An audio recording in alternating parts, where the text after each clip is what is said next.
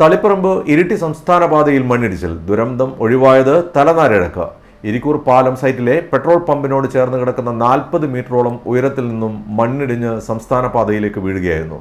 പുലർച്ചെ 3 മണിയോടെയായിരുന്നു സംഭവം. രാത്രിയിൽ നടന്ന അപകടമായതിനാൽ വൻ ദുരന്തം ഒഴിവാക്കുകയായിരുന്നു.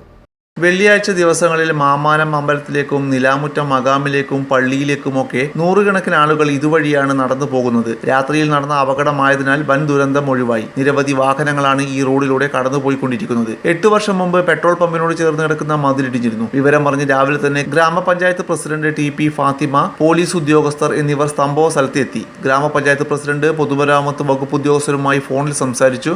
റോഡിൽ നിന്ന് മണ്ണ് നീക്കം ചെയ്യുന്നതിനുള്ള അടിയന്തര നടപടികൾ സ്വീകരിക്കണമെന്ന് ആവശ്യപ്പെട്ടു. ഇവിടെ ഇനിയും മണ്ണിടിയാനുള്ള സാധ്യത വളരെ കൂടുതലാണ്.